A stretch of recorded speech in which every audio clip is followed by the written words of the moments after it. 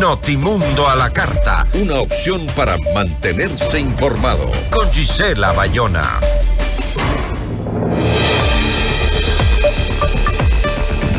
En medio de la crisis energética que vive el país, la Organización Latinoamericana de Energía y el Organismo Internacional de Energía Atómica debaten las perspectivas para la generación de energía nuclear en América Latina. ¿Puede ser esta una alternativa para nuestro país? Nuestra entrevista de hoy en Notimundo a la carta. Nos acompaña a esta hora Andrés Rebolledo, él es secretario ejecutivo de OLADE, que es la Organización Latinoamericana de Energía. ¿Cómo está? Qué gusto tenerlo acá. Muy buenas tardes, Gisela. Muchas gracias por la invitación. Ahora, entiendo que la energía nuclear tiene un papel crucial en la descarbonización de las matrices energéticas, pero ¿cuál es la tendencia ahora en la región, en regiones como la nuestra, en donde pues predomina crisis social, crisis política y sobre todo la crisis económica, ¿no? ¿Tenemos la capacidad, países como los nuestros, de implementar esta generación de energía nuclear? Yo creo que lo que estamos viendo en América Latina respecto a esta tecnología en particular es que se está reinstalando un debate de básicamente tener la energía nuclear como una alternativa más dentro de la diversificación de nuestra canasta de generación eléctrica en nuestra región. Sinceramente, hace muchos años que la energía nuclear no era parte de la conversación, por razones de seguridad, por razones de costo incluso. Sin embargo, yo creo que los temas que viven muchos países en la región en términos de seguridad energética, en términos de carencia de suministro, hoy día repone esta conversación y es por eso que nosotros tuvimos esta oportunidad de dialogar con la Agencia de Energía Atómica y traer esta tecnología y esta conversación como una opción más dentro de la, como digo, diferentes tecnologías que existen en América Latina en materia de energía nuclear. Nosotros solo tenemos 3 países en América Latina que tienen esta fuente: México, Argentina y Brasil. Todavía la energía nuclear en términos de generación eléctrica representa una proporción muy baja. Estamos hablando del 2% de toda la generación eléctrica de la región. Esa es la cobertura de la energía nuclear en esos la verdad países. que es bastante bajo, entendiendo que en países como los agrupados en la OECD estamos hablando de más de 20%. Es decir, allí es una tecnología protagonista, pero claramente hoy día tiene atributos que probablemente pueden solucionar algunos de los desafíos que enfrenta la región. ¿Qué hay del costo, por ejemplo? Que eso es importante para países como los nuestros. ¿Qué costo representa generar energía nuclear en comparación con, por ejemplo, la energía que nosotros usamos en un 80%, que es la energía hidroeléctrica? Bueno, el principal desafío tiene que ver justamente con el costo y el financiamiento de la inversión inicial de la energía nuclear. La verdad que si uno hace el análisis respecto a esta tecnología ya en operación, el megawatt hora, por decir, el valor unitario en el cual uno mide la electricidad, es equivalente a otras tecnologías. Sin embargo, requiere un tiempo de amortización largo, requiere un tiempo de inversión y de instalación. O sea, montar la planta de generación es muy costosa. Un tiempo más prolongado que con otras tecnologías. Por lo tanto, ahí está hoy día, y de hecho en el debate y en esta actividad que tuvimos a la cual tú hacías referencia, ese fue el elemento central. ¿Cómo podemos llevar no solo a quienes están en el sector eléctrico, sino que al sector financiero a la conversación justamente para poder tener financiamiento para este tema? Ahora, cabe mencionar, y ese es el elemento centralísimo hoy día respecto a la energía nuclear, que lo que hoy día y la tendencia de lo que se está produciendo en el mundo no son las grandes centrales de energía nuclear que uno estaba acostumbrado a ver y todos los eventos que incluso conocemos en la historia de esta tecnología. Hoy día estamos hablando de una tecnología diferente. Hace ya algunos años se desarrollan unas tecnologías de energía nuclear mucho más pequeñas, modulares, y que uno puede hacerlas crecer en el tiempo, y podemos tener hoy día plantas nucleares desde 30 megawatts hasta 300 megawatts. Digo esto porque uno está acostumbrado a hablar de las grandes centrales de 1000 megawatts, y además que uno las puede instalar en la mitad de un campo de fútbol. Y incluso en un espacio mucho más pequeño. Todo eso está cambiando el panorama de esta tecnología. Y además con un costo con un costo que implica, entre otras cosas, una producción y una instalación de en 2 o 3 años, mucho más rápido. Por lo tanto, eso yo creo que es la tecnología a la cual hay que analizar. Para América Latina creo que eso es más propicio. Ahora, justo se habla mucho de caminar hacia la transición a energías limpias en la región, ¿no? En el mundo en general, pero ahora con las crisis que estamos teniendo también se dice, bueno, hay que mirar también hacia la generación limpia, ¿no? A dejar de contaminar, si bien necesitamos energía, tratemos de contaminar menos. Pero en este camino, ¿por qué optar por la energía que se genera, la energía nuclear, la generación de energía nuclear, o no optar por la eólica, por ejemplo? En ese camino hacia no contaminar, o la solar, etcétera, otras yo creo que son sí, poco contaminantes. Sí, sinceramente yo creo que la solución es un portfolio diversificado. Esa es la solución que uno mira en muchos países que han logrado incorporar esta tecnología limpia. América Latina, yo diría que el protagonismo lo ha tenido la solar y la eólica. Por eso que decía que la energía nuclear es una alternativa más, entendiendo que tiene este desafío que es, de alguna manera constituye una barrera a la entrada de la inversión inicial más alta que esas otras que mencionamos, ¿no? Sin embargo, la energía nuclear también es una fuente limpia, más allá de la disposición de los combustibles, el uranio, que hoy día, por lo demás, tecnológicamente cada vez está más resuelto, entre otras cosas porque estas propias plantas duran mucho más tiempo y se pueden refaccionar y se pueden remodelar en el tiempo. Pero claramente, respecto a tu apreciación, yo creo que hoy día, dependiendo del país, donde tenga sus capacidades y sus recursos con mayor fortaleza, debe incorporar un mix de tecnología, dentro de lo cual la solar y la eólica, por cierto, son protagonistas, y la eólica cada vez más en América Latina, no solo onshore, sino que cada vez más offshore, es decir, en el mar.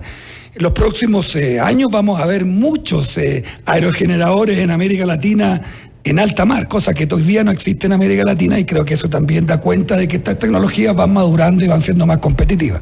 Ahora, leía sobre el tema que Brasil se posiciona como un actor relevante en la producción de uranio. Para justamente la generación de energía nuclear. ¿Cualquier país puede hoy por hoy acceder a la producción de uranio, o hay ciertas restricciones? Porque hablábamos que antes ese era un tema muy importante en cuanto a la seguridad, ¿no? Que se preocupaban cuando tú oías que habían países que estaban como fortaleciéndose en su generación de uranio, en su producción de uranio. Esa es una pregunta muy importante, porque si, como te decía, solo hay 3 países que hoy día tienen energía nuclear. Y para poder tener y alcanzar esa tecnología uno requiere regulaciones, requiere leyes, requiere seguridades, en ese sentido que los países tienen que proveerse desde el punto de vista de su marco normativo. Por ejemplo, hoy día El Salvador ha indicado con claridad que quiere incorporar la energía nuclear en su matriz energética. Y ellos están trabajando con la Agencia de Energía Atómica, participaron en esta actividad, y ellos han definido que de aquí recién al 2030 van a poder tener un reactor en operación, porque requieren todo este tiempo para la regulación, para abordar elementos como el que tú indicas, para la capacitación de los profesionales. Uno requiere tener una masa crítica en términos de profesionales muy importante para operar ese tipo de tecnología, cosa que estos 3 países, México, Brasil y Argentina, lo tienen hace muchos años. Estamos hablando más de 50 años en algunos casos en operación de esta tecnología en esos países. Ahí hay un espacio interesante de cooperación entre nuestros propios países, pero sin duda, y para llegar a ese punto requiere un esfuerzo, entre otras cosas, y de manera muy importante, de tener una regulación que los países no necesariamente hoy día lo tienen. Porque, claro, esta energía existe, pero para otro tipo de disposiciones, no para generar electricidad. Y por lo tanto se requiere abordar también ese desafío como un asunto muy central. Ahora, ¿considera que la adopción de la energía nuclear para Ecuador podría ser una alternativa frente justamente a la necesidad de diversificar nuestra matriz energética, que es lo que se habla mucho hoy en día, lo que usted decía, hay que tener alternativas, porque el momento que no llueve, pues nos pasa lo que nos está pasando en este momento? Y también con el tema de la fluctuación de los costos de los combustibles y las sequías que vienen, ¿no? ¿Es una alternativa para países como el nuestro, para Ecuador? ¿Lo ve como posibilidad? Yo creo que tanto para Ecuador como para otros países de América Latina, esta es una alternativa de mediano plazo. Probablemente no la respuesta a la urgencia que hoy día vive el Ecuador respecto a las necesidades de suministro. Digo esto por los elementos que incluso ya desarrollamos, ¿no? Por el costo, además. Esto implica un esfuerzo importante y esa es una inversión que tiene que hacer el sector privado. Usualmente este tipo de tecnología lo aborda más bien desde lo público, por las capacidades técnicas también que se requieren instalar. Ahora, sin duda que estos reactores modulares pequeños, que es la tecnología que hoy día prima, hay ya más de 60 en el mundo, particularmente en Asia. Creo que en la perspectiva de este mediano plazo es la manera de ir incorporando la energía nuclear.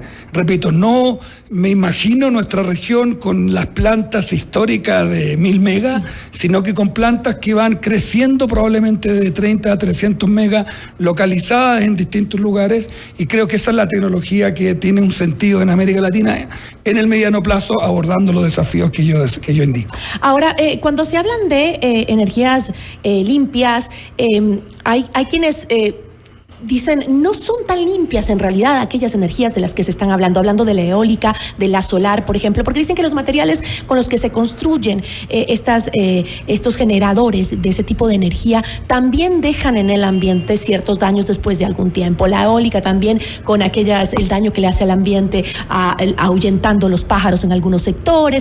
Dicen que no son tan limpias como... ¿Qué hay de la energía nuclear en este caso, compitiendo con las otras? A ver, yo creo que al final todas las tecnologías tienen un impacto en medio ambiente, todas las actividades productivas, en definitiva, ¿no? Aquí el punto es qué es lo que estamos reemplazando y qué es la alternativa respecto a incorporar este tipo de tecnología, lo nuclear, lo solar, lo eólico, ¿no? Y eso es básicamente combustibles fósiles que tienen emisiones en el proceso productivo de generar electricidad que son conocidas. Es distinto, por cierto, producir con gas, con carbón o con diésel. En todo caso, todo ese conjunto de combustibles, obviamente, tienen un factor de emisión mucho más alto en el momento de operación que lo solar o lo eólico, que no existe en el momento de la producción, de la generación de electricidad.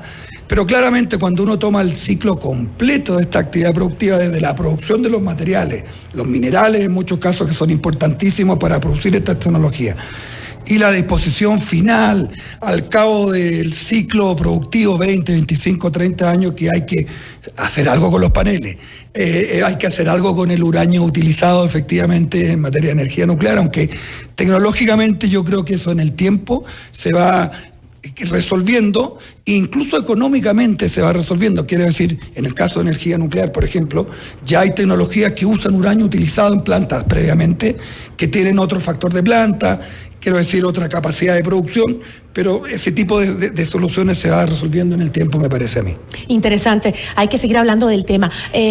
Nada más para concluir, ¿cómo ve la implementación? Usted ha mencionado 3 países, entre esos Brasil, Argentina y México, me parece que era, ¿no? Que han...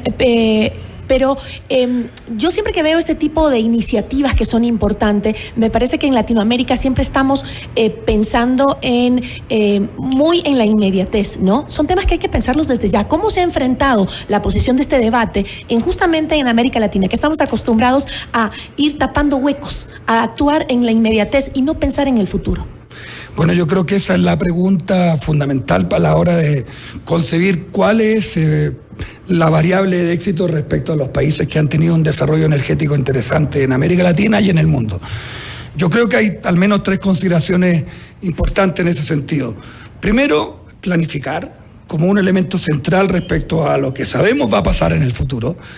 Segundo, una buena combinación entre regulación y participación del sector público y privado. Me parece que ese también es un aspecto que uno lo destaca cuando ve países que han tenido éxito en ese sentido. Y por último, como una variable también muy centralísima, un consenso, una mirada nacional, una política de Estado. Los países que le ha ido bien en América Latina son países que han generado políticas energéticas que han trascendido el ciclo político y que en consecuencia hay una continuidad respecto a la misma, la política energética, en el tiempo. Estas son sectores donde las inversiones son complejas, largas, y por lo tanto la mirada de Estado yo creo que es un asunto central y eso requiere un consenso político nacional. Le agradezco muchísimo, Andrés, muchísimas gracias. Muchas gracias. Nos acompañó Andrés Rebolledo, secretario ejecutivo de OLADE, que es la Organización Latinoamericana de Energía. Ya volvemos con Notimundo a la Carta.